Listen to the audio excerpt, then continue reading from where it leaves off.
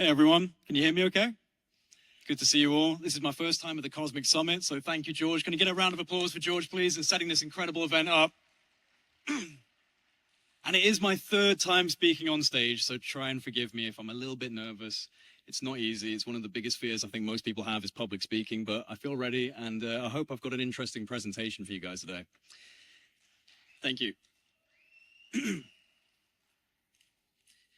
Yeah, the shattered evidence of a suppressed history. Once we step away from the beaten path of mainstream history and archaeology, and we begin to apply a critical eye to what we're seeing, you can't help but be taken aback by the massive contradictions, the anomalies, the unexplainable architecture and engineering that we see scattered across the ancient world on a global scale.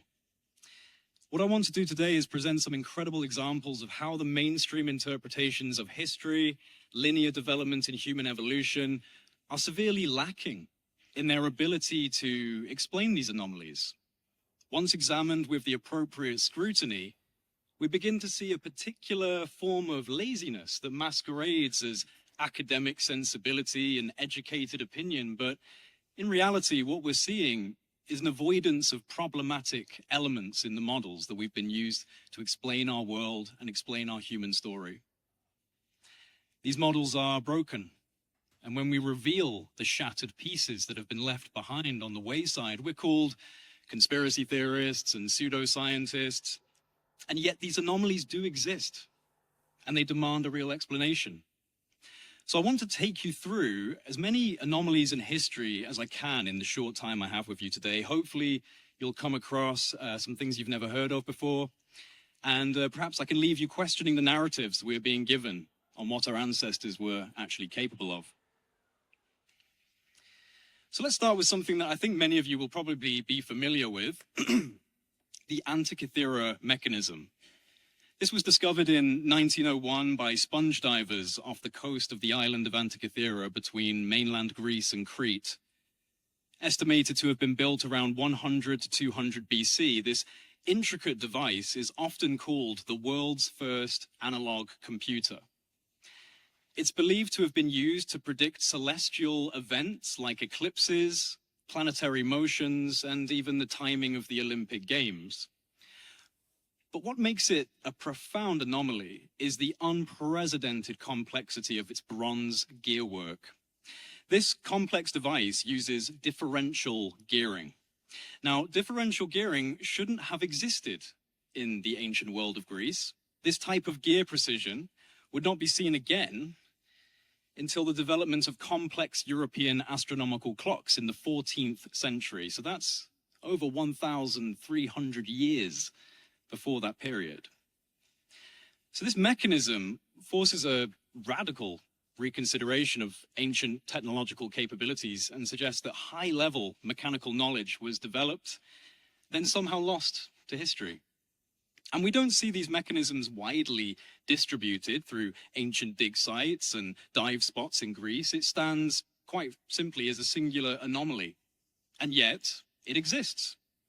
So the fact that it exists means that there is a contradiction in our period of history that informs us that there was actually deeper knowledge sets, more advanced understanding that was occurring outside of the mainline developmental curve of that time and was actually exceeding it. So this puts a lot of stress on the linear developmental chronology that we assign to human history, the idea that progression occurred in a straight line from A to B to C does not appear to be correct. Oh, not yet. The complexity of this Antikythera mechanism suggests a developmental lineage, but we don't find that lineage in earlier models or prototypes. It simply appears out of nowhere, with nothing really to justify its existence 1,300 years before differential gearing was apparently rediscovered rather than invented in the 14th century. I would say it's one of the best examples of complex technological knowledge existing at a time period where it absolutely was not supposed to be, based on the mainstream interpretations of the overall capabilities and the available systems and methods that are attributed to ancient Greece. But there are other examples to go through that cause us to reconsider the historical blueprint that we have been operating with in the modern world. What we're taught in school, I would say, is dubious at best. So another striking example of archaic technology that should not be present in the time period that we discover them in are the Baghdad batteries. This is a group of artifacts that were discovered in the 1930s near Qujat Rabu, close to modern-day Baghdad, Iraq. They've been dated to around 250 BC to 250 CE during the Parthian or Sassanid periods. Each of these objects consists of a clay jar containing a copper cylinder and an iron rod. These were then sealed with asphalt, and when filled with an acidic liquid like vinegar or lemon juice, modern experiments have shown that these vessels can actually produce a small electrical charge, around 0.5 to 1 volts. Now, that's not much voltage, but it can have practical uses, suggesting that these jars may have functioned as early galvanic cells and could have been used to perform electroplating on metals. So electroplating is the process, let me just make sure, there we go. Electroplating is the process of using an electric current to deposit a thin layer of metal like gold or silver or zinc onto the surface of another metal object. It involves submerging both the object that's going to be plated and a piece of the metal to be deposited into an electrolyte solution, and then running a current between them. So if the Baghdad batteries were filled with an acidic electrolyte like vinegar, the copper and iron components could act as electrodes, producing a low voltage current. And so by connecting the battery to a metallic object that's submerged in a solution containing metal ions, like for example silver nitrate, this current could actually cause the metal from the solution to gradually coat the selected object. The functionality of these 2,000-plus-year-old jars as simple batteries has actually been demonstrated repeatedly in laboratory conditions. And so, once again, we come across an anomaly in the ancient past, not widely distributed across the local cultures and civilizations of that period, but it exists. And so, once again, like the Antikythera mechanism, we have to accept that it exists. And this, by default, means we have to accept that more advanced capabilities were present in ancient times than our current models of history give credit for.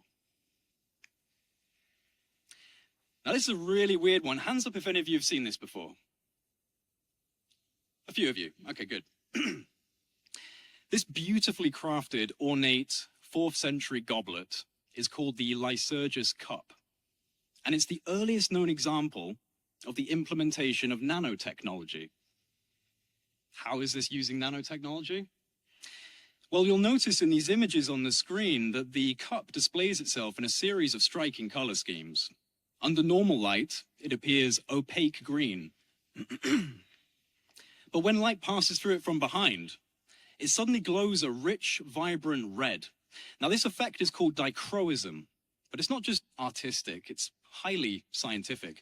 Modern analysis of this cup, which is currently being housed in the British Museum in London, revealed that whoever was responsible for creating this cup had somehow suspended nanoscale particles of gold and silver about 50 to 100 nanometers wide within the glass matrix.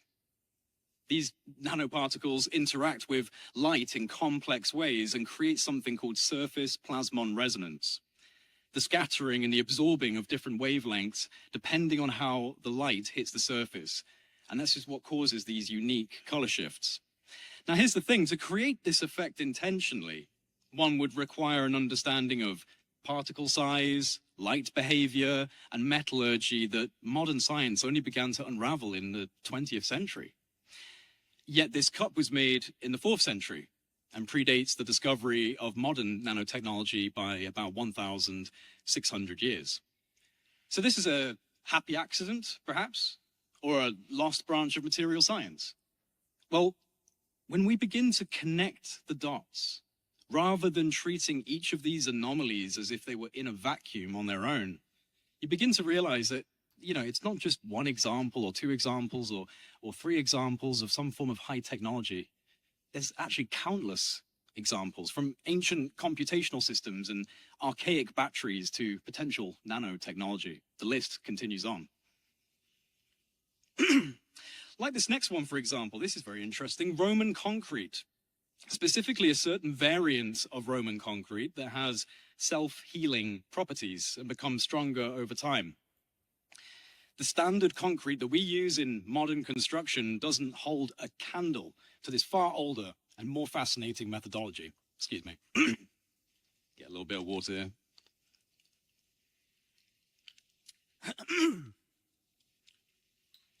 Yes, this far older and far more fascinating methodology that was deployed by the Romans. But in my opinion, I would argue that the Romans did not discover this. It was more likely, the Romans did not invent this. It was more likely a discovery, as they raided and conquered the old world and gathered knowledge from times long before their own history began, much of which I would say is now safely tucked away in places like the apostolic archives of the Vatican Church.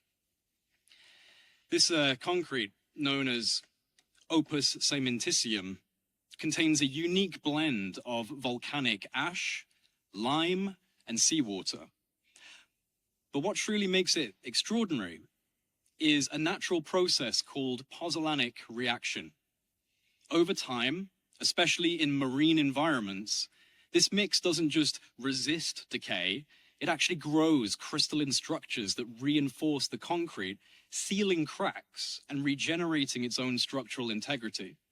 So in short, it gets stronger as it gets older, it gets stronger as it gets damaged.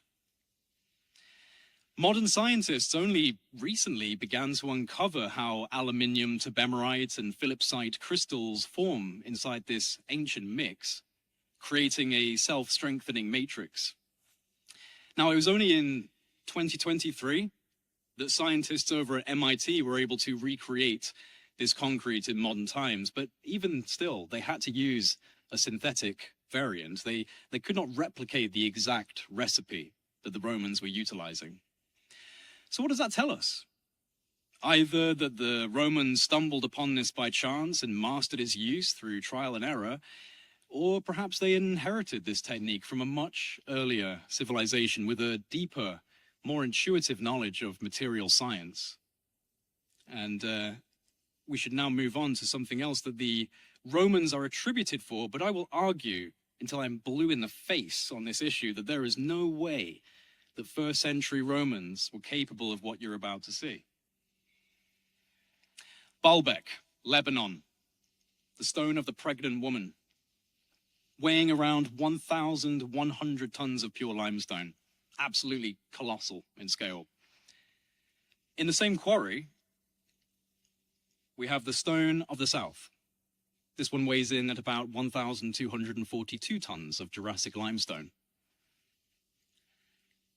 And then we have what is called the third stone. This is in fact the heaviest megalithic block ever quarried, and it weighs in at around 1,650 to 1,800 tons. Now, it's hard to imagine what the intended purpose of these blocks could have been, and admittedly, these blocks never left the quarry site. However, 500 meters up the road, give or take, is a site that mainstream archaeologists and historians have assigned to first century Romans, the Temple of Jupiter. Now, it's certainly true that much of this temple was constructed by the Romans in the first century, but just like so many other areas around the world, whether it's Egypt or Peru or anywhere in between, what we see here is, in fact, in my opinion, and the opinion of many others, an example of discovery and reconstruction. The Romans found a ruined temple and its foundations, and they built their own temple upon it. And why can we say this? Well, we can say this because of the trilithon stones. These are the trilithon stones, 3 stone blocks that have been lifted approximately 30 feet above the ground. They were quarried from the same site as the megalithic blocks I just showed you, meaning that they were lifted and moved roughly 500 meters to the site, and then lifted 30 feet into the air. Now, this might not seem like much, especially in comparison to, things like the 50 to 70 ton granite blocks of the King's Chamber, which turned out to originate from a quarry some 500 miles away in Aswan. Nevertheless, we're still talking about blocks of up to 1,000 tons. Moving them at all is incredible, especially in such ancient times. The Trilithon stones are estimated to weigh in excess of 800 tons each in the conservative range, with some estimates reaching 1,000 tons. Now we have a bit of a problem here. Roman historian Ammianos boasted of the Roman Empire's heaviest stone lift. The Lateran obelisk, taken from Alexandria to Rome, where it remains to this day. Now the Lateran obelisk weighs around 350 to 400 tons. Very impressive. There's no denying that is an incredibly impressive lift. The issue is that the Trilithon stones, even at conservative estimates, are double the weight of the Lateran obelisk. And yet, the Romans never documented this. They never spoke of this incredible feat of moving 800-ton stones. Do you find that strange? I find that strange. They documented all of the things that they were extremely proud of. But they didn't talk about this. And to give you an even better perspective on it, in order to lift and place the Baalbek Trilithon stones as they appear 30 feet high and fitted with tight precision in the modern era, you'd need one of the largest cranes in the world, such as the Liebherr LR-13000 or the Sarens SGC-250, combined with cutting-edge engineering, GPS-guided control, and an elite crew. Even then, it would be an extraordinary feat. And yet, mainstream archaeologists and historians will insist the first-century Romans achieved these lifts. Just some more examples of the kind of cranes that we would expect to be used for this type of lift, and then this is what we're told they used. Okay? Wooden cranes and pulleys. It makes no sense. It makes absolutely no sense. Once again, our models for history are broken. And we can see where the Romans did their work. Admittedly, fantastic work. But it is simpler, and the blocks are far smaller. All around the Baalbek Temple region, and by the way, these screenshots were done by an individual who runs a YouTube channel called Megalithomania. He is here today, and I do apologize, my bro. I have forgotten your name. I'm so sorry. But Megalithomania is the YouTube channel where I got these screenshots from, and he went around Baalbek Temple. Fantastic video, so make sure you check them out. All around the Baalbek Temple region, we see these scattered and extremely weathered remains of truly colossal blocks that seem out of place in comparison to what is clearly the smaller scale work of the Romans that discovered these far more ancient and megalithic foundations and ruins. If the Romans were responsible for this, they would have said something. These Trilithon stones and the foundations of the temple itself, alongside these truly gigantic blocks in the quarry nearby, were not made by the Romans. It is yet another example of colossal prehistoric architecture that I would argue stretches back over 12,000 years. And this work may have been abruptly stopped by the rise in global sea level and geological traumas that we assign to the Younger Dryas period of 12,800 years ago. That might explain why those blocks never left the quarry. And there are many examples across the world of ancient foundations using hundreds of tons worth of stone, showing extreme degradation and damage, evidence perhaps of a global cataclysm that is spoken of across the world, represented by over 200 different cultures. This place is fascinating. This is Tanis in Egypt. Clearly once a thriving hub of the ancient world, it now stands as a site of unimaginable destruction. Its remnants are buried beneath layers of desert sand, rarely explored, and to be honest, only minimally excavated. Tanis remains a sleeping giant in the world of Egyptology, hiding what might be one of the most compelling cases of catastrophic damage in antiquity. What's been uncovered so far paints a chilling picture. Scattered ruins bear unmistakable signs of intense, high-energy impact and thermal trauma that defies conventional explanation. Among the most striking anomalies at Tanis are melted statues and megalithic blocks, many of which are made out of quartzite. Quartzite is an incredibly hard stone with a melting point of approximately 1,700 degrees centigrade, a temperature that exceeds that of volcanic lava. Now, these objects do not simply show erosion or chipping, but rather flow-like deformation, burnt surfaces, and globular formations that are eerily reminiscent of molten candle wax. The implications are profound. Really, only a sudden and extraordinarily high heat event could produce this kind of damage. And yet, no volcanoes exist in this area, and in typical form, the mainstream historical record does have no suggestion for the sources of what caused this destruction. They don't address this. And like I said, minimal excavation is really not being looked at very deeply at all, Tanis. This isn't an isolated phenomena. Similar patterns of stone vitrification, melting, and intense heat damage have been identified at other ancient sites around the world. Some of these images are from Brian Forrester in Peru, also areas in Turkey and parts of the Middle East, all hinting at a shared signature of something unfathomably powerful and destructive. It should make all of us consider the ancient stories, once again, that are represented across over 200 cultures worldwide, of global destruction, global reset.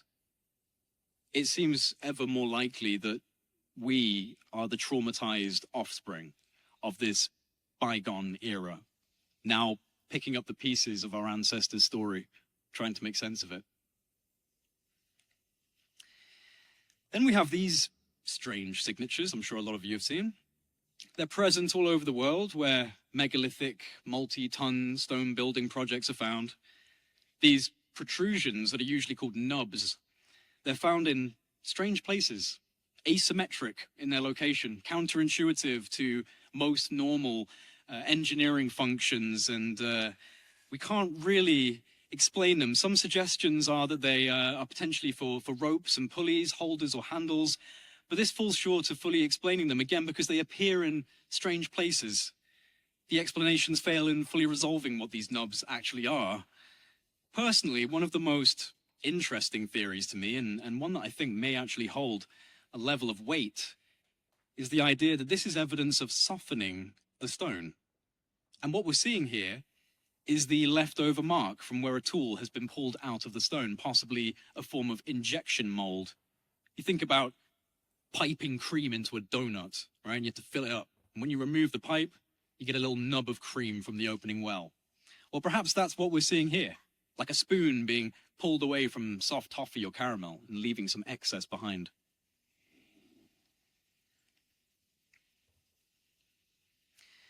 It's certainly possible when you see the incredible examples of stonework that appear to have been melted together, which we see again most prominently in Peru. There are examples of this anomalous method in other areas of the world, such as the Giza Plateau in Egypt, like Menkaure Pyramid here, but I would argue that Peru has the densest concentration of highly advanced examples of this very, very strange method. Another globally represented pattern with these megalithic structures alongside the stone nubs, these protrusions we just discussed. The stone building methods themselves share striking similarities all over the world. It's a method called Cyclopean stone building. And as you can see, we have various countries where it is present. It's a process of fitting extremely large, oddly shaped stones into precision placement, joining them together without any mortar, no cement, no binding agent at all. And yet we find these examples all over the ancient world at such incredible scale and at such mind-blowing precision that you can rarely even fit a human hair between the joinery of each stone. And it would seem that this technique once again reached its apex in Peru.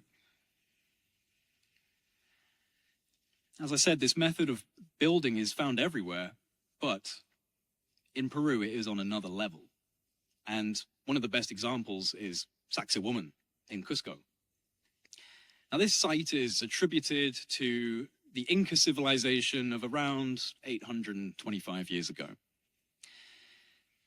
The Inca were primarily a copper tool using civilization with some access to bronze, but primarily copper tools and hammerstones, which are hard stones that would be used to break up and shape other stones. So they had a very, very simple toolkit at their disposal. And one of the most important things to highlight is the discrepancy in both hardness and precision in relation to the tools available to the Inca, the type of stone that we see being used in these incredible megalithic sites, and the level of precision that has been used to cut, shape, and fit these stones together. Now, if you were in Matt Beale's conversation before, his talk earlier, you would see something similar to this. He spoke about the measurement of hardness scale. Now, this is a scale for metals and minerals that go up to 10. Diamond, for example, is 10 out of 10 on the Mohs scale, the measurement of hardness scale. Now, many of these ancient sites that we see here that showcase an astonishing level of precision cutting and joining are made primarily from granite, andesite, diorite, and basalt. These are all incredibly hard stone materials. They sit at about 6 to 7.5 out of 10 on the Mohs scale. Copper sits at about 2.5 out of 10. Okay? I'll repeat that. The stone materials that have been precision cut and precision joined without any mortar or cement between them, joined to a level where you can often struggle to fit a human hair between them, sit at 6 to 7.5 out of 10 in hardness. The tools we attribute to their creation sit at 2.5 out of 10. Give you an idea of the feasibility. So just like a plastic knife can't make a meaningful cut in steel, a copper tool can't cut, smooth, interlock with precision, granite, diorite, andesite. It's not possible. So the mainstream will say, well, they did not use their copper tools. They used stones of similar hardness to create these blocks. But when you look at that precision, the absolutely perfect precision, the level of accuracy cannot be fashioned through rough stone abrasion, right? The idea that you're literally just smashing rocks together and then rubbing them down to create this. I'm sorry. To suggest this is absurd. And this is what I mean by academic laziness. They can't explain the precision, and they don't intend to. They simply attribute this work to the Inca and move on. What you'll notice to the right of this image is a far simpler wall made of rough cut stone and using mortar as a binding agent. This is what the Inca were doing, not the stonework on the left. They found this stonework and they built their own structures around them. Here's another example. As you can see on the left, we have incredible precision engineering and stone cutting. On the right, we have simple stone walls. Again, there are those that will argue that these are different styles of building from the same culture. This is not logical. This is like comparing a Ferrari to a horse and cart and saying the same tools we use to make both of them. No, what we see in Peru is very good evidence for the Inca finding these places and building around them, trying to preserve them, incorporating them into their own structures. But the difference between the general building style of the Inca and these megalithic works are night and day. And I'm not satisfied with the conclusions of the mainstream. I think they are wrong, and I think the evidence is on my side for this. Also, if you actually go to Peru and you speak to some of the indigenous cultures and you speak to the shamans and the oral keepers of tradition, they will tell you that these buildings were not created by the Inca. They were created by a lost civilization long before their time. It's only the Western historians and archaeologists and who, they go to these places and then they just assign their own narrative to it and they come back and they teach us and that's what we regurgitate. But when you actually go to these places, like for example, Graham Hancock went over and speaks to these people and they will tell you this is from a lost time period.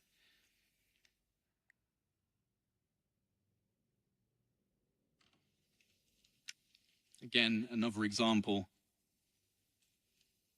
where you can compare and contrast between this extremely simple stone wall building technique of the Inca and the absolute precision, perfect engineering of the megalithic stone building projects who, in my opinion, were created by people present on this planet over 12,000 years ago and lived through a global cataclysm that shattered these civilizations into pieces.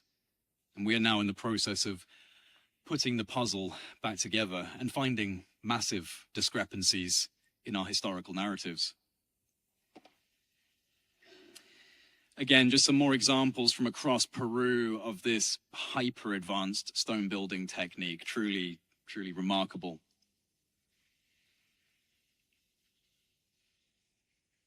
I don't think that should be there. Yeah.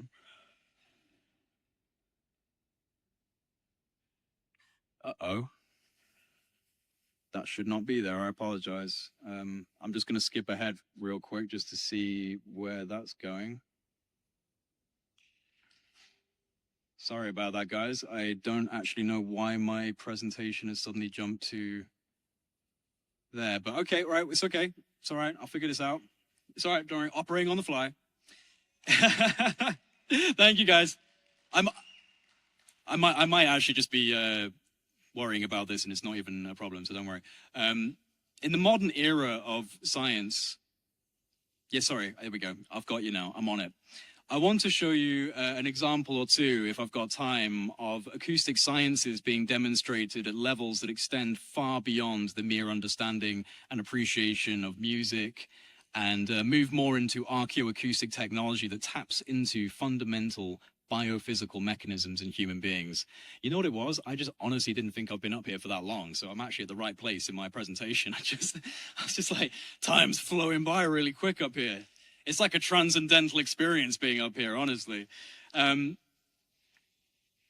the modern era of science, we're discovering just how important of a role sound, acoustic vibration, frequency can have on our bodies and our mind.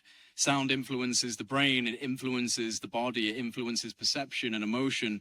And what fascinates me the most, and it's something that we find distributed all across the world, is the fact that a sophisticated science of acoustics was being represented at a profound level during the so-called Neolithic or Stone Age period, where we assume humans to have been at a really primitive state of existence, no civilizational framework, no complex knowledge sets or languages, and yet they appeared to have an incredible knowledge of not just acoustics, but the ability to engineer large-scale, multi-ton structures to be acoustically resonant at specific frequencies to produce specific effects. Now, this is called archaeoacoustics or psychoacoustic architecture, if we're going to invoke the idea that this was actually influencing consciousness, psychoacoustic architecture. And there is far too much of it going on in the Stone Age for me to be convinced that we have a good understanding of the Stone Age. I think it was actually the Age of Stone, and I think there's a big difference between the two, a big difference. So it's within this ancient and forgotten period of time that we find some of the most striking examples of acoustic technology being engineered into megalithic stone building projects. And one of the most profound examples of this can be found on the island of Malta. Now, I recently returned from Malta as I've been filming a documentary on the advanced prehistoric sites of Malta and the neighboring island of Gozo. And I was also there to assist the Khafra Pyramid Project team, who are sitting over there, Filippo and Armando. I'll be introducing them to the stage after the lunch break, so I'm very much looking forward to that. Now, these islands contain the largest concentration of prehistoric megalithic sites in the world. And underneath the limestone of this Mediterranean island is an acoustic resonance complex that defies conventional explanation. It's called the Hypogeum of Halseflieni. Now, this subterranean structure, carved entirely out of solid limestone with no evidence of metal tools, dates back to at least 3,600 BC. Placing it deep into what we would label as the Neolithic era. Personally, I would argue its origin point extends much further back, as would many of the Maltese locals that I spoke to during my trip, many thousands of years further back than conventional dating will allow for. And yet, what we find here is not a crude shelter or a basic tomb. We find a precision engineered, multi-chambered acoustic complex. At the heart of this marvel is what's known as the Oracle Room. The Oracle Room is a small chamber with acoustically tuned architecture that resonates at exactly 111 hertz. This frequency is not arbitrary. It's within a range known to affect brain function, particularly influencing activity in the prefrontal cortex, the limbic system, and the thalamus. When low male vocal tones, like a baritone voice, especially chanting, are projected into the Oracle Room, the chamber amplifies and circulates the sound throughout the entire structure. Experiments with EEG sensors have shown that exposure to this resonance can induce altered states of consciousness, including enhanced theta wave activity, often associated with deep meditation, intuition, and non-ordinary states of awareness. Go away, mosquito. In essence, the chamber is not just an echoic marvel, it's a biophysical interface, a device that leverages the natural frequencies of the human body and brain to entrain consciousness, perhaps as part of a ritual, initiation, or healing practice. I'll let you read that real quick. I want to take a sip of water. It's a very restricted site as well. When I went there, they take your phone, they take your electronics. You're not allowed to take any photographs. Everything has to be locked away. It's like going into a skiff in a government building. Like you're treated like you're going into a classified site. You're only allowed to see, I think, about 20% of the Hypogeum. 70% of it is locked off to the public. No access allowed. Moreover, the Hypogeum's layout follows a harmonic geometry with curved surfaces and spatial ratios that mirror those found in resonant cavities like the human cranium or the inner ear, suggesting an intuitive or inherited understanding of somatic acoustics. The structure may have functioned as a biosonic chamber, capable of inducing trance states, emotional release, or even facilitating intersubjective experiences during group rituals. So what we have here is not simply an echo chamber or a tomb, although countless skeletons were discovered in the depths of this mysterious complex, and strangest of all, reports of dozens of elongated skulls. Now, one of these skulls is actually on display at the Museum of Archaeology in the city of Valletta in Malta. I have video footage of this skull, which you're seeing still frames of now. And the most important aspect of these particular skulls is the fact that they lack a critical element of the human anatomy. The sagittal suture, which divides the two parietal bones along the top of the human skull. It's a critical component of the skull. As the baby is pushed through the birth canal, the pressure pushes these two parts of the skull together and helps fuse them for the next phase of development. But this is absent in the skull in the Valletta Museum. It's elongated, far beyond standard skull size, but unlike head binding, this formation is not artificially provoked. Whoever this person was, they were born this way, but they were born lacking a critical component of human skull development. And yet this is an adult skull. It's not an infant. So they were alive and well at some point in time, but with a non-human or a very non-typical human skull. What's quite interesting about Malta are the ancient stories of giants, and the legend of a female giant with her baby slung over her shoulder, carrying multi-ton stones and building these incredible temples that litter the islands. It's interesting to consider that a significantly wider birth canal in a giant female might actually explain why the same birthing process is not needed. The skull formation is not the same. It's not necessary to have the same sort of pressure. I'm not saying that's the case, just putting it out there. And, you know, the Maltese legends speak of this kind of stuff. And giants are not just restricted to Malta. Very interesting, the whole history of theologic texts and ancient traditions that speak of giants. So the absence of this critical skull suture suggests either a developmental anomaly or potentially a distinct genetic trait, raising significant questions about the identity, the origin, and the biological nature of these individuals. The presence of multiple skulls with this unique trait, found within the confines of a subterranean, acoustically active structure, adds even further intrigue to the case.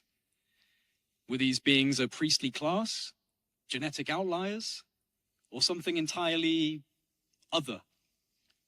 When you combine the skull findings with the biophysical and psychoacoustic properties of the hypogeum, the precisely tuned 111 Hz resonance, the harmonic architectural scaling, and the evidence for multisensory ritual induction, you're no longer looking at burial chambers.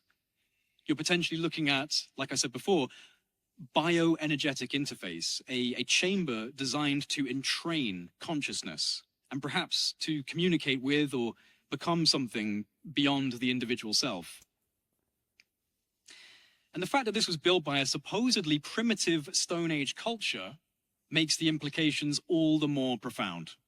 It forces us to ask just how much of our history, just how much of our civilizational blueprint has been lost and also hidden away from us.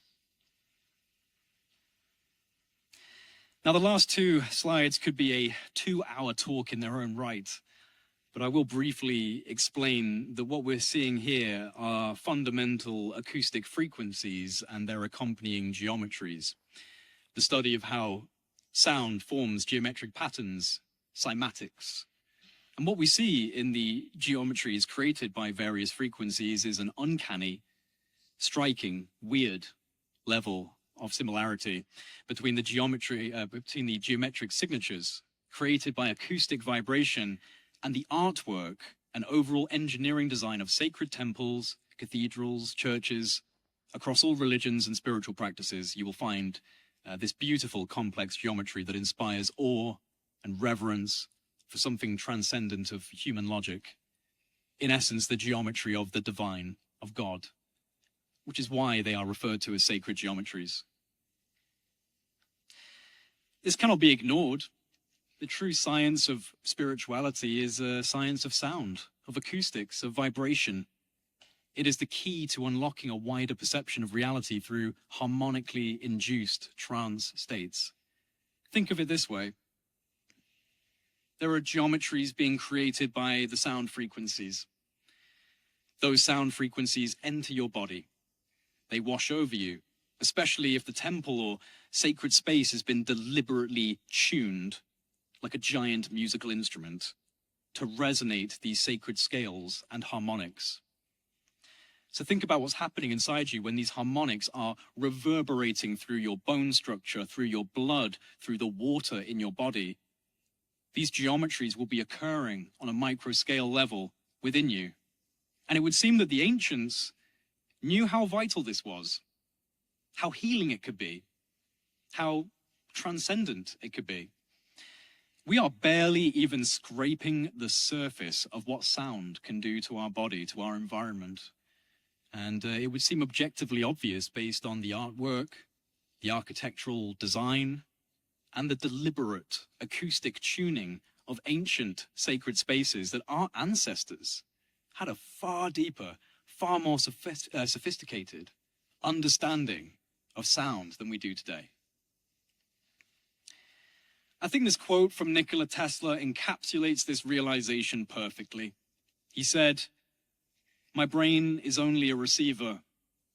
In the universe, there is a core from which we obtain knowledge, strength, and inspiration. I have not penetrated into the secrets of this core, but I know that it exists." I agree, Tesla, I agree. Now, there is more than I could possibly attempt to cover in 1 hour's time. I hope this introduction into the anomalies of history has been interesting, and I hope it sparked some curiosity in you that will inspire you to look into the issues yourself. There is 10 minutes left, so I can take some questions, but thank you so much, and I hope you've enjoyed this.